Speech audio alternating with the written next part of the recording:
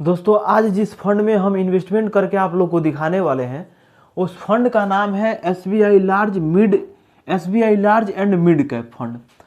अब SBI large and mid आप लोग सिर्फ नाम से समझते होंगे कि इसमें दोनों इन्वॉल्व है, लार्ज कैप और मिड कैप दोनों इन्वॉल्व है। और इसमें 1,000 रुपया इन्वेस्टमेंट करके लगभग आप इसमें 1,000 रुपया इन्वेस्टमेंट करके लगभग आप 1,000 रुपये पर मंथ इन्वेस्टमेंट करके लगभग आप इस फंड को बना सकते हैं 1.5 करोड़ का, यानी 1.5 करोड़ का फंड इसका बना सकते हैं सिर्फ और सिर्फ 1,000 रुपया महीना इन्वेस्टमेंट करके। ये किस प्रकार से संभव है, किस प्रकार से इन्वेस्टमेंट करना है, सभी जानकारी इस वीडियो में हम देने वाले हैं। वीडियो बहुत ही मजेदार होने वाला है, तो चैनल को सब्सक्राइब करके रखिएगा, बेल आइकन को प्रेस कर लीजिएगा। चलिए वीडियो स्टार्ट करते हैं और जानते हैं इसके बारे में। सबसे पहले एक चीज़ हम आप लोग को दिखा देना चाहते हैं।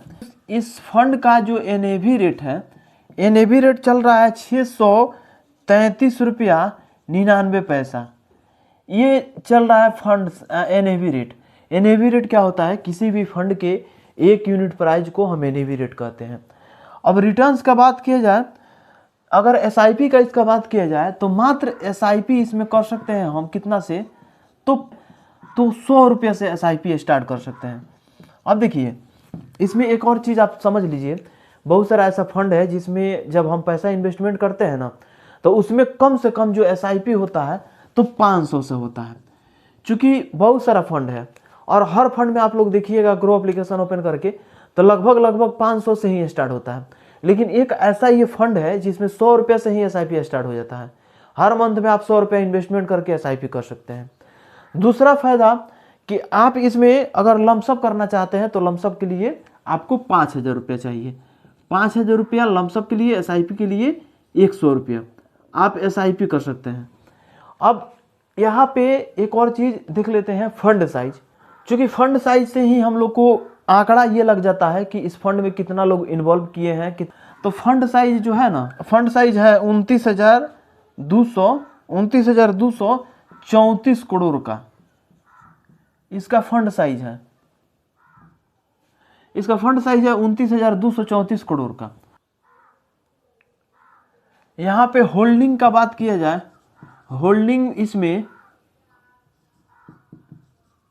इसमें होल्डिंग कंपनी है कितना, तो 83 कंपनी इसमें होल्डिंग में इन्वॉल्व है। अब होल्डिंग क्या होता है कि जो पैसा हम म्यूचुअल फंड्स में पैसा इन्वेस्टमेंट करते हैं तो एक मैनेजमेंटर होते हैं जो हमारे पैसा को मैनेज करते हैं, और वही पैसा को कहाँ पे इन्वेस्टमेंट करना है वही लोग डिसाइड करते हैं। तो 83 कंपनी है और 83 कंपनी में आप लोग को सबसे बेहतरीन कंपनी HDFC है जिसमें 83 कंपनी में इन्वॉल्व है। दूसरा है ICICI, बहुत बड़ा कंपनी, म्यूचुअल फंड्स बहुत बेहतरीन चलाती है, तो इसमें ICICI कंपनी इन्वॉल्व है। रिलायंस इंडस्ट्रीज है, स्टेट बैंक ऑफ इंडिया है, HDFC एसेट मैनेजमेंट कंपनी है, कोटक महिंद्रा है। मतलब मेन जो कंपनी सबसे म्यूचुअल फंड्स के सबसे नंबर 1 टॉप में, शेयर मार्केट में जो टॉप में कंपनी चल रही है वो कंपनी इसमें 83 कंपनी में इन्वॉल्व है। तो आप लोग अंदाज़ा लगा सकते हैं इस फंड का कि किस प्रकार से इसका मैनेज होता होगा, किस प्रकार से इसका रिटर्न दिया होगा। आगे हम रिटर्न के बारे में भी देख लेते हैं, कितना रिटर्न दिया है पिछले बार में, ताकि आने वाले समय में हम अगर इन्वेस्टमेंट करते हैं तो हमको कितना रिटर्न्स मिल सकता है। तो रिटर्न्स एंड रैंकिंग में यहाँ पे देख लिया जाए तो पिछले 1 साल में ये रिटर्न दिया है 18.4% का, ये 18.4% का दिया है। और 3 साल में यहाँ पे दिया है 16.9% का ये इंटरेस्ट रेट दिया है। और पिछले 5 साल में ये इंटरेस्ट रेट दे दिया है 21.7% का। और ऑल टाइम में जब से ये स्टार्ट हुआ है तब से लेकर के अभी तक इसका फंड साइज देखा जाए तो 17.7% का ये इंटरेस्ट रेट दिया है, ऑल टाइम में बात किया जाए तो। अब ऑल टाइम में को लेकर के ही हम चलेंगे, क्योंकि ऑल टाइम में ही सबसे ज़्यादा लोग विश्वास करते हैं कि शुरू से लेकर के अभी तक अगर 17.7% का इंटरेस्ट रेट दिया है तो बढ़ सकता है, कम नहीं हो सकता है। क्योंकि यहाँ पे 5 साल में देखा जाए तो 21%, 21.7% का भी तो रिटर्न दिया है। लेकिन 21.7% का इंटरेस्ट रेट लेकर के हम नहीं चलेंगे, बल्कि 17.7% का इसमें इंटरेस्ट रेट लेकर के चलेंगे। अब इसके बारे में हम लोग जान गए। अब इसके बारे में हम लोग जान गए। अब क्या जानना है कि 1000 रुपया अगर हम इन्वेस्टमेंट करेंगे पर मंथ, तो हमारे पास कितने दिन में कितना इंटरेस्ट रेट निकल सकता है। 1000 रुपया पर मंथ मेरा इन्वेस्टमेंट हो गया, ये अमाउंट हो गया। तो हमारे पास इंटरेस्ट रेट कितना मिल रहा था, तो 17.7% का इंटरेस्ट रेट मिल रहा था। तो 17.7% का ये हमारे पास रिटर्न हो गया, ये मेरे पास रिटर्न हो गया 17.7% का।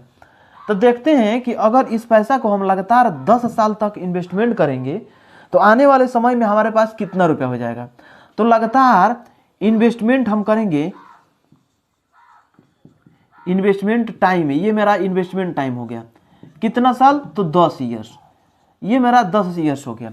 अगर इस 1000 रुपया को 10 साल तक लगातार हम इन्वेस्टमेंट करेंगे तो हमारे पास 1,20,000 रुपया जमा हो जाएगा। ये इन्वेस्टमेंट अमाउंट हो गया, ये मेरा 1,20,000 रुपया, ये मेरा इन्वेस्टमेंट अमाउंट। रिटर्न कितना देगा, रिटर्न अब इसमें रिटर्न कितना देगा, तो देख लीजिए 2,09,911 रुपया ये रिटर्न देगा। उसके बाद से यहाँ पे टोटल मेरा वैल्यू हो जाएगा, टोटल वैल्यू हो जाएगा, इसको दोनों को जोड़ लेंगे, तो दोनों को जोड़ेंगे तो 3,29,911 रुपया ये मेरा हो जाएगा 10 साल में। इन्वेस्टमेंट कितना हुआ, 1,20,000। मेरा जो पैसा 1000 रुपया पर मंथ इन्वेस्टमेंट हुआ तो 1,20,000 रुपया ही हम जमा कर पाए 10 साल में। लेकिन टोटल वैल्यू मेरे पास कितना हो रहा है, 3,29,091 रुपया, 911 रुपया। अब यहाँ पे एक और चीज़ हम देख लेते हैं, क्या चीज़, टाइम पीरियड बढ़ाएंगे, क्योंकि हमको चाहिए सबसे हाई रिटर्न्स। अब हमको चाहिए ज़्यादा इंटरेस्ट रेट, तो ज़्यादा समय देना पड़ेगा। कम इंटरेस्ट रेट चाहिए, कम अमाउंट चाहिए, तो कम समय देना पड़ेगा। जितना ज़्यादा म्यूचुअल फंड्स में टाइम दीजिएगा उतना अच्छा खासा इन्वेस्टमेंट, उतना अच्छा खासा बेनिफिट्स होता है। मैं ये सजेशन करूँगा कि कम से कम आप इन्वेस्टमेंट करिएगा तो कम से कम 10 साल के लिए करिए, क्योंकि अगर 10 साल तक इन्वेस्टमेंट करिएगा तभी जाकर के आपको बेनिफिट्स देखने को मिल सकता है। इन्वेस्टमेंट टाइम हो अगर 20 साल हम कर देते हैं, 20 ईयर्स में, तो यहाँ पे मेरे पास 17.17% के हिसाब से यहाँ पे इन्वेस्टमेंट अमाउंट हो गया,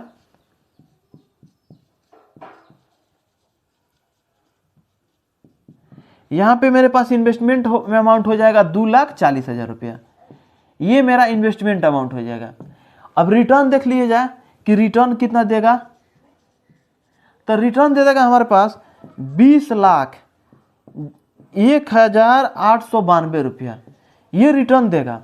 अब रिटर्न क्या चीज़ का, जैसे कि यहाँ पे आप लोग देखे होंगे कि 10 साल में हमको मात्र 2 लाख मिला था, वही हम डबल कर देते हैं, 20 वर्ष कर दिए, तो यहाँ पे हमको 20,01,892 रुपया यहाँ पे हमको रिटर्न्स मिल रहा है।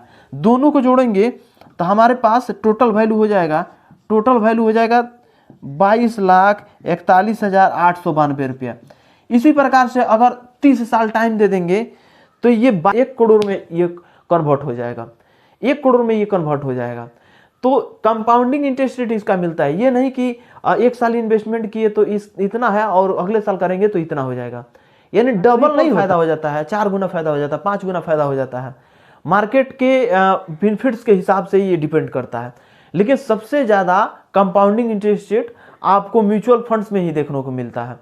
आपको ब्याज जो एकत्रित हो गया 1 साल में, तो उस ब्याज और मूलधन दोनों को जोड़ करके उसमें इंटरेस्ट रेट बनता है, इसको कंपाउंडिंग इंटरेस्ट रेट बोला जाता है। और कंपाउंडिंग इंटरेस्ट रेट आपको लेना है तो लंबे समय के लिए इन्वेस्टमेंट करना होगा। चलिए मिलते हैं अगली वीडियो में, आज के लिए इतना ही, जय हिंद।